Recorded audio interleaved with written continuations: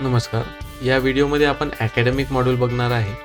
तर अकॅडमिक मॉड्यूलवर आल्यानंतर बघा सर्वात आधी तुम्हाला डॅशबोर्डवर यायचं आहे. डॅशबोर्डवर आल्यानंतर तुम्हाला बघा इथं अकॅडमिकमध्ये जेवढ्या ॲक्टिव्हिटीज आपण हँडल करू शकतो त्या सगळ्या ॲक्टिव्हिटीज इथे शो होत आहेत. जसं class sections, subject, attendance, study materials, homework, notice board आणि इव्हेंट्स. क्लास सेक्शनवर आल्यानंतर बघा तुम्ही इथनं पण मॅनेज करू शकताय. अदरवाईज लेफ्ट साईडला जे डॅशबोर्डमध्ये आपल्याला पॉईंट्स दिसत आहेत तिथनं पण मॅनेज करू शकताय. सगळ्यात आधी येतो आपण मॅनेज क्लासवर. मॅनेज क्लासवर आल्यानंतर बघा मॅनेज क्लास सेक्शनवर गेलं. इथे तुम्ही एखादा क्लास जेवढे ॲड केले आहे ते तुम्हाला इथे दिसत आहेत. अदरवाईज तुम्ही एका क्लास सेक्शनवर आले, ॲड न्यू ऑर मॅनेज, इथे यायचं आहे, सेक्शनला नाव द्यायचं आहे आणि ॲड न्यू सेक्शन करायचं आहे. एवढं सोपं आहे. नेक्स्ट बघा जर सेक्शन्स ॲड केले असतील तर ते तुम्ही व्ह्यू पण करू शकताय. आणि नेक्स्ट आहे मॅनेज मीडियम. बऱ्याच वेळेला आपल्या क्लासमध्ये किंवा स्कूलमध्ये वेगवेगळ्या मीडियममध्ये टीचिंग होतं, तर त्यावेळेला तुम्ही इथनं मीडियम पण ॲड करू शकता.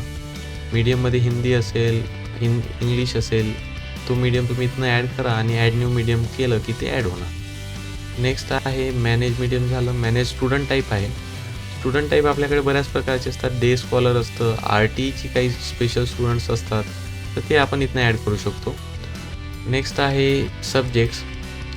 सब्जेक्ट तुम्हाला जेवढे ॲड करायचे आहे पर क्लास तुम्ही सगळे ॲड करू शकता. इथे यायचं आहे, ॲड न्यू सब्जेक्ट टाईप आधी डिसाईड करायचं आहे. सब्जेक्ट टाईप आपल्याकडे बरेच असतात. ऑब्जेक्टिव्ह आहे, थिअरी आहे, प्रॅक्टिकल आहे, ओकेजनल आहे, तुम्ही इथनं ॲड करू शकता. नेक्स्ट परत आपण सब्जेक्ट्सवर आलो की इथे ॲड न्यू सब्जेक्टवर जाणार, सब्जेक्ट नेम देणार, कोड देणार, टाईप सिलेक्ट करणार आणि क्लास, आणि तो सब्जेक्ट ॲड होईल. नेक्स्ट आहे क्लास टाईम टेबल. आता इथे एकच क्लास ॲड केला आहे, त्याकरता आपल्याला काहीतरी इथे बघा जेवढे टाईम टेबल रुटीन तुम्ही क्रिएट करणार ते सगळे इथे शो करत असते. इथे आपण व्ह्यूवर जाणार. व्ह्यूवर गेल्यानंतर हा टाईम टेबल तुम्हाला प्रिंटेबल फॉर्मॅटमध्ये मिळतो. तुम्ही इथनं प्रिंट पण करू शकता. अदरवाईज क्रिएट करत असताना तुम्ही जस्ट ॲड न्यू रुटीनवर जाणार, क्लास सिलेक्ट करणार, सेक्शन, सब्जेक्ट, स्टार्ट टाईम त्या क्लासचा, एंड टाईम, डे तो संडेला आहे, मंडेला आहे की वीकली आहे की प्रत्येक वेळेला सिलेक्ट होतो. तुम्ही मल्टिपल डेज पण इथं सिलेक्ट करू शकता. रूम नंबर, टीचर आणि ॲड न्यू रुटीन करणार, तर तो रुटीन ॲड होऊन जाणार. नेक्स्ट आहे staff time table. Staff time table जेव्हा आपण स्टुडंट टाईम टेबल क्रिएट करतो त्यावेळेला आपोआप तो क्रिएट होत असतो. ठीक आहे, तर हा काही वेगळा आपल्याला क्रिएट करायची गरज नाही आहे. नेक्स्ट आहे अटेंडन्स. अटेंडन्सकडे आपल्याकडे दोन ऑप्शन्स आहे. बाय मंथ पण आपण अटेंडन्स बघू शकतो, ॲड करू शकतो, और अदरवाईज बाय सब्जेक्ट पण. सिम्पली तुम्हाला बाय मंथ क्लिक करायचं आहे, क्लास सिलेक्ट करायचा आहे, सेक्शन आणि मंथ बघायचं आहे. तुम्हाला अटेंडन्स इथं बघता येईल. और अटेंडन्स घेत असताना तुम्ही टेक अटेंडन्सवर जाणार, बाय मंथ और बाय सब्जेक्ट घेणार, इथे सिलेक्ट क्लास क्लिक करणार, नंतर सेक्शन सिलेक्ट करणार, डेट सिलेक्ट करणार आणि त्यावेळेला मॅनेज अटेंडन्स केलं की सगळे स्टुडंट तुम्हाला त्या क्लासचे इथे शो होणार. जस्ट तुम्ही तिथनं अटेंडन्स तुमची चेक करू शकता. नेक्स्ट आहे स्टुडंट लिव्ज. तर स्टुडंट लिव्ज जे आहे त्या पॅरेंट लॉग इननी किंवा स्टुडंटच्या लॉग इननी जेव्हा स्टुडंट लिव्हसाठी अप्लाय करतो ती सगळ्या लिव्ज इथं तुम्हाला शो करत आहेत. कोणत्या स्टुडंटनी अप्लाय केलं आहे, क्लास काय आहे, रिझन काय आहे, लिव्ह डेट काय आहे, त्याचं स्टेटस काय आहे, अप्रूव्ड आहे की अनअप्रूव्ड आहे. अदरवाईज जर तो स्टुडंट तुमच्याकडे मॅन्युअली आला आहे त्यावेळेला तुम्ही ॲड न्यू लिव्ह करणार. इथे स्टुडंटचं सगळी डिटेल फिल करायची आहे. सिंगल डे आहे, मल्टिपल डे आहे, स्टार्ट डेट, एंड डेट आणि रिझन. अप्रूव्ड असेल तर अप्रूव्ह करा आणि ॲड न्यू स्टुडंट लिव्ह केली की ती स्टुडंट लिव्ह अप्रूव्ह होईल किंवा ॲड होईल. नेक्स्ट आहे स्टडी मटेरियल. आता स्टडी मटेरियल आणि होमवर्कमध्ये फरक असा आहे की स्टडी मटेरियल आपण रेग्युलर बेसिसवर ॲड करत राहतो, ठीक आहे, आणि होमवर्क जे आहे ते डेली शेअर होतं. तर स्टडी मटेरियलमध्ये तुम्ही ॲड न्यू स्टडी मटेरियल करणार, इथे क्लास सिलेक्ट करणार, सेक्शन सिलेक्ट करणार, सब्जेक्ट सिलेक्ट करणार, टायटल, डिस्क्रिप्शन, एखादी URL जर तुम्हाला G ड्राईव्हची वगैरे शेअर करायची असेल तर तुम्ही इथे URL पेस्ट करणार.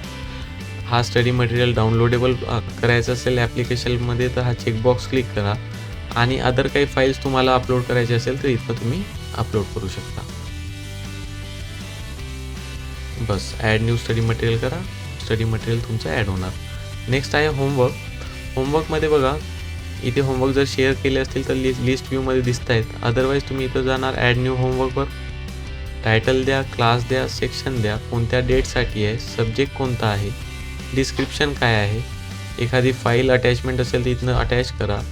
नेक्स्ट तो होमवर्क्सचा मेसेज जो आहे स्टुडंटला और पॅरेंट्सला शेअर करायचा असेल तर चेकबॉक्स क्लिक करा आणि असाइन होमवर्क करा.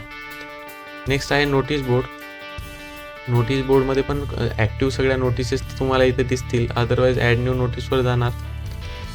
इथे नोटीस टायटल द्या, क्लास द्या, सेक्शन द्या आणि स्टुडंट द्या. नोटीसचं डिस्क्रिप्शन इथे ॲड करा.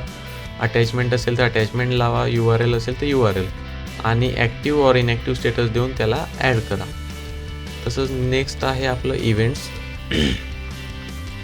आता बघा इव्हेंट्स आणि एक आपल्याकडे मॉड्यूल आहे ॲक्टिव्हिटीजचं आहे ना. तर यांच्यामध्ये फरक असा आहे की इव्हेंट जो आहे, इव्हेंट हा आपला इन हाऊस म्हणजे रेग्युलर जे इव्हेंट्स शाळेमध्ये होत राहतात ते आहे आणि ॲक्टिव्हिटीज जे आहेत ते आपल्या पेड ॲक्टिव्हिटीज असतात ज्याकरता आपण फीज कलेक्ट करणार आहे.